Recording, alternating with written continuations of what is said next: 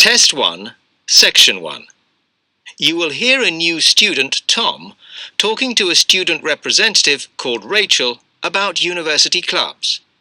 You now have 30 seconds to read questions 1 to 4.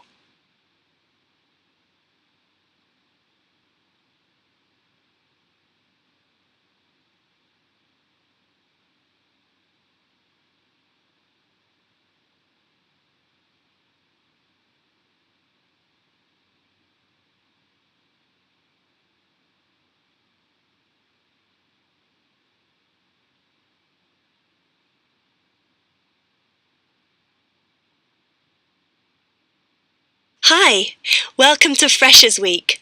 I'm Rachel. Can I help you? Oh, hi. Yes, I was hoping to find out about some clubs I could join. Well, all the club stands are here in this hall. What were you interested in? Not sure.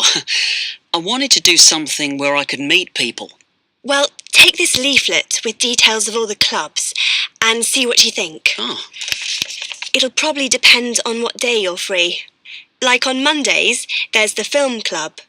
Then on Tuesdays, you've got the climbing club. That's really good. I'm in that. Then on Wednesdays, you've got chess, if you want something a bit more intellectual. But you should look through carefully because all the clubs run extra activities as well as their normal meetings. Oh, yes, I see. So it looks like the film club has discussions after the films. I'd quite like to go to those. Then climbing. Goodness. It says here that the university has its own climbing wall. That's impressive. And they go on weekend trips. Cool. And it says the chess club normally just does games with whoever turns up. But it also runs competitions sometimes. But I bet you've got to be pretty good to do that. Yes, I think so. And how many people are in the clubs? Are they all really full? Well, obviously they're all different. So, for example, the film club has just increased its membership from 85 to 125. But I think they're hoping to extend it to 150. The climbing club's quite small, 40 people. And the chess club is fairly healthy at 55. Right. Okay. So who do I see if I want to join these clubs? Well, if you go round the stands and speak to the people there, for the film club, that's the events organiser. For climbing, you'll need the club secretary, and the chess club is organised by one of the maths tutors. Okay? Yep. I think I'll start with the climbing club. It sounds good. Oh, well, as I said, I'm in that, so I might be able to help you a bit. You now have 30 seconds to read questions 5 to 10.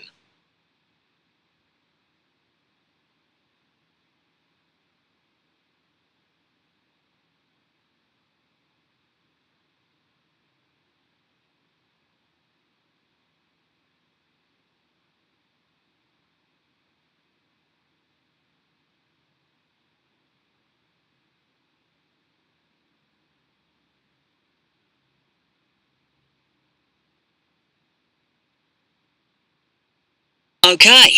It says in the leaflet that they get together twice a month. Is that right? Yes. Oh, you must join. It's really good fun. We go away quite a bit to North Wales, and every year we have a special excursion, usually to France, which is where we're going this year in the spring. The weather's too unpredictable in the autumn. Wow, that sounds good. But it must cost a lot. Yeah, but we try and save up for it through subscriptions. So rather than having a huge sum to pay in the month we go, we collect those weekly, so it spreads it out. Good idea. I think I'll definitely join. There are quite good benefits you get from joining. I mean, you need that, don't you? And the university clubs normally try and do deals with local businesses, so it's really worth joining. Like in the climbing club, they've got a special arrangement with one of the shops in town. So if you show your card, you can get money off equipment. Don't think the discount extends to clothes, though. That's really worth it then. I'll go over and talk to them now. OK, hope you do join. Oh, and another thing I meant to say. If you do become a member, you automatically receive a magazine once a year. It's quite useful and interesting because it goes out to all the national climbing clubs. And the other thing is, if you come to every session, then you can get a complimentary ticket to the big exhibition that's held in Cardiff every year. So, hope to see you. Yeah, well, thanks a lot for your help.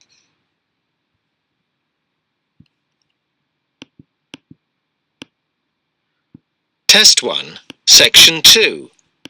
You will hear an accommodation officer telling students about different halls of residence. You now have 30 seconds to read questions 11 to 15.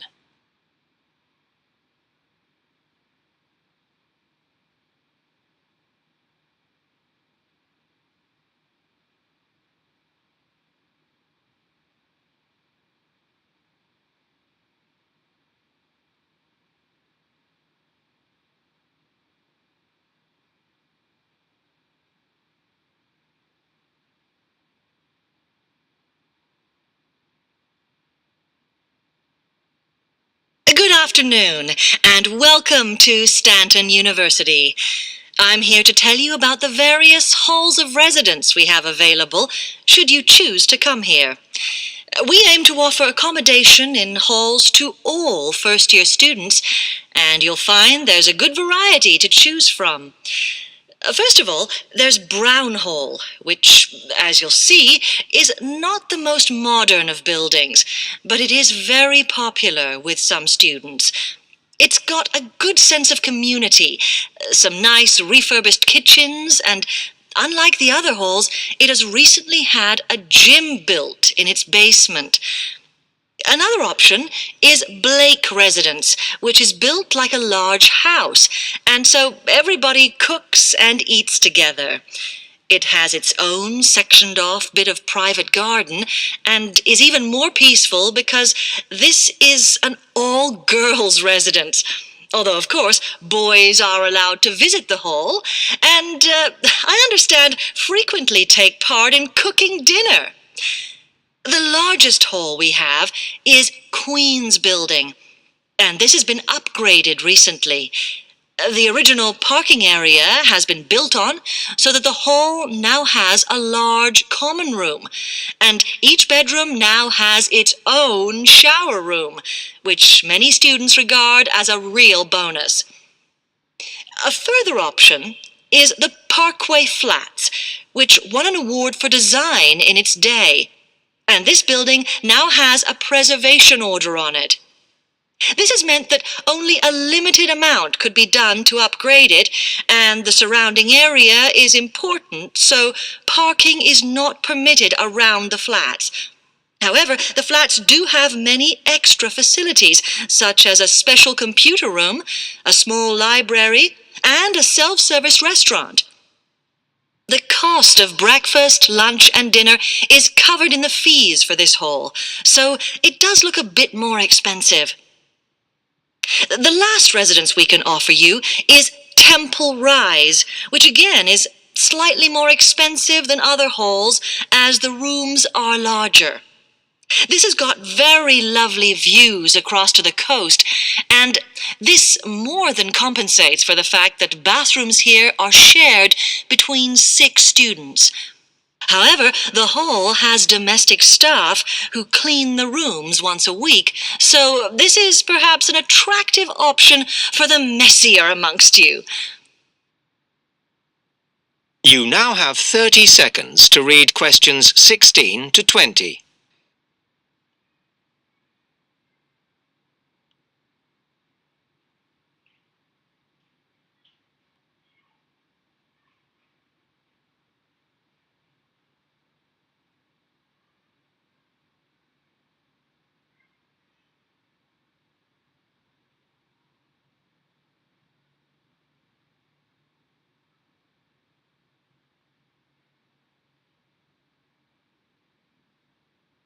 Now, if I can just show on this wall map here where they all are, you might like to go and have a look round. If you come into the main university entrance, at the first junction, you'll find that Brown Hall is on the corner opposite the theatre.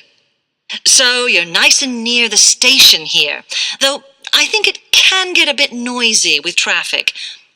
The same applies to Blake Residence, which is directly facing the junction to the university entrance. These halls are often used by medical students and such like, as they're out all day, so don't notice the noise. Anyway, if you then walk along Campus Road towards the main circle, you'll see the library on the corner, and Queen's Building is just past that as you head north.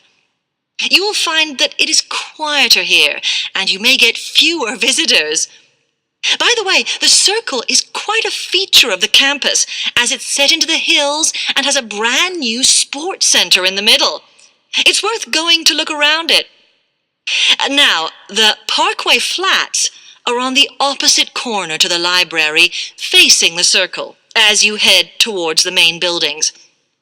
The main buildings are only about a 5-minute walk from here, and places in these halls go quickly, so my advice is to reserve your place as soon as possible. Then Temple Rise is inside the circle, next to the sports center, but further from the main university buildings. Now, if you'd like to go off and physically...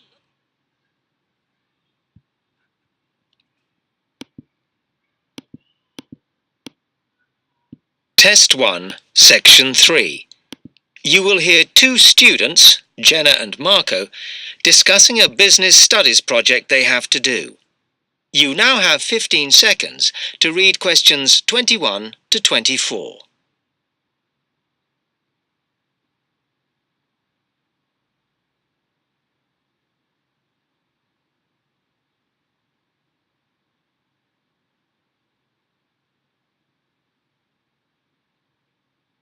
Come on, Marco. We've got to get on and sort out this project for Professor Buckley. Hang on. I want to make sure we've got all the information. Now, where are we? Well, today we need to sort out exactly what we're going to do and how we're going to divide the work up. Okay. How long have we got, by the way? The end of term is April 6th, and he said to hand it in on week 8, so that's March 25th at the latest, because the beginning of that week is the 21st, so not long. Right. Have you got the notes there? Yes. He wants us to do a fairly small-scale study, like the last one, on whether or not businesses were offering more benefits to staff. And we've now got to look at the rise in older workers. It should be fairly straightforward. Yeah, as long as we keep it small. Who's marking it? I don't know. Sometimes he gets the PhD students to mark it for him. Oh, actually, it just says here, a senior lecturer. I suppose it's too much for Professor Barkley to do them all. Yeah. Anyway, how are we going to go about this? Well, we have to decide how big we want it to be and who... Yeah, but I think we must sort out a timetable for the project. Otherwise, nothing will get done. Okay. Do you want to do that? All right.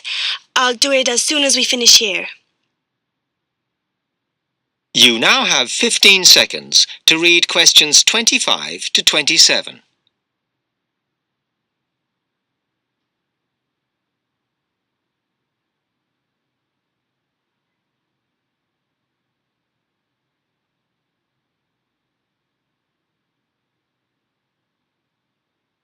Okay, what do we have to do now for the project? What's the best way to go about it?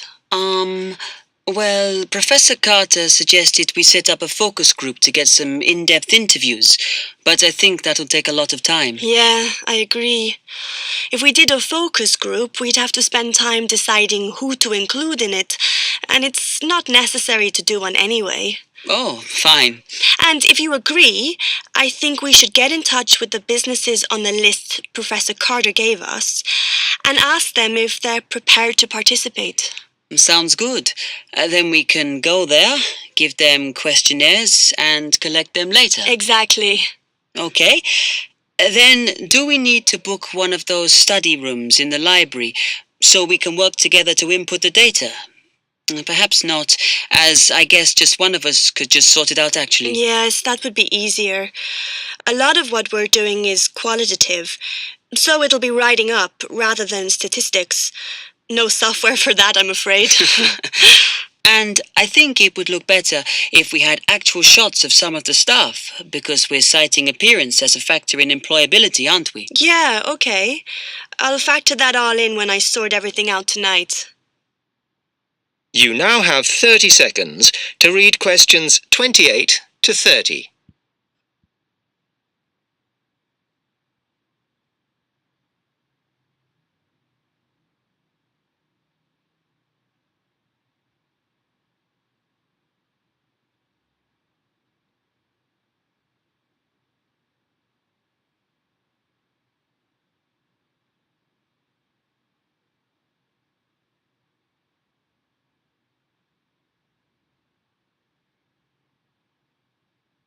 I'm glad we decided to work together. I think it's going to work out well. Yes, well, given that we had to work in pairs on this project, I think we were right to choose each other. We complement each other academically, as we're each good at what the other isn't. In fact, we should have tried working together before. Yes. Now, how shall we split the work? I'll do the analysis, shall I? Oh, okay. It's just that it might be faster, because I'm used to doing it. Although your English is better than mine. I need more practice at reading, really. Okay, I'll do the presentation then, if that's okay with you. Yeah, sure. I don't mind speaking in public, but I hate preparing all the notes for them. The thing is, the tutor said one person should do the whole presentation, and he said he expects me to do it because I haven't done one yet. No, that's fine. Now, let's see.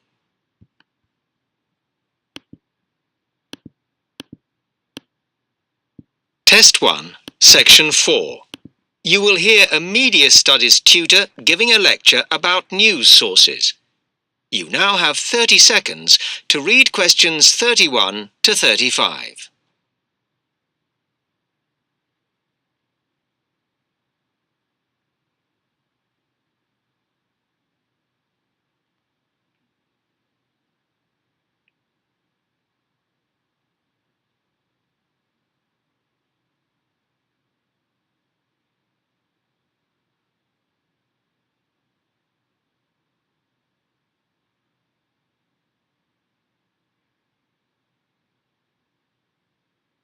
Okay, now many of you will have heard about the predicted death of newspapers, as people increasingly access the TV and the internet for their news.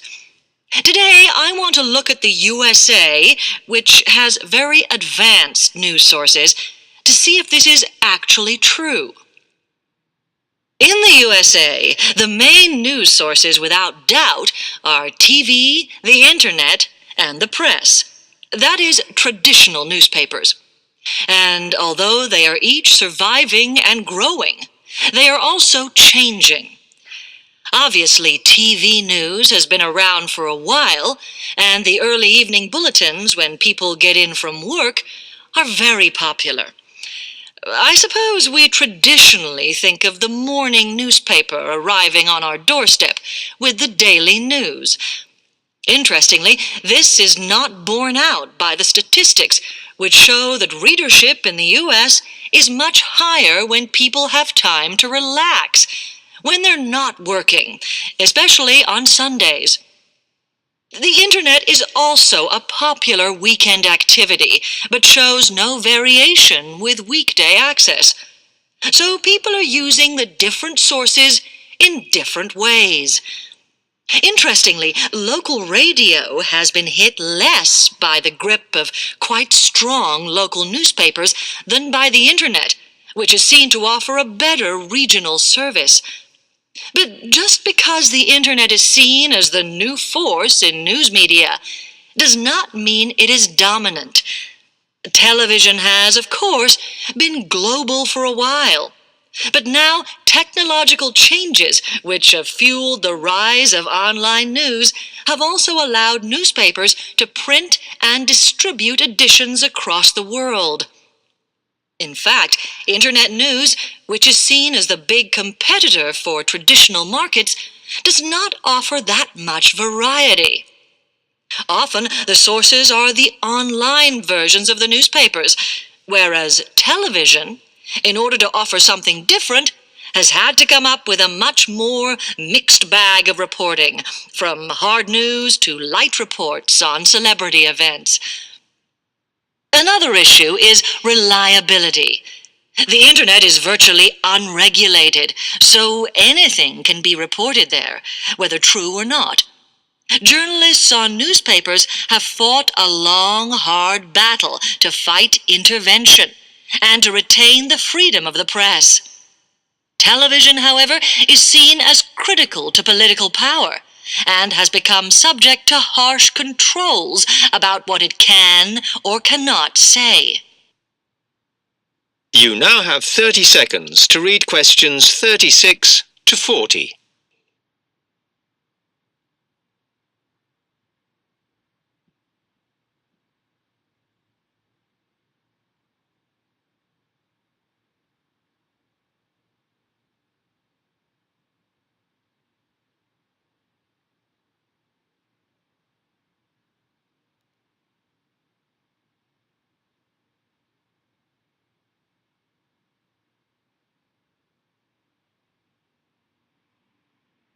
Now, one very critical factor in keeping newspapers alive and well in the USA has been their approach to advertising.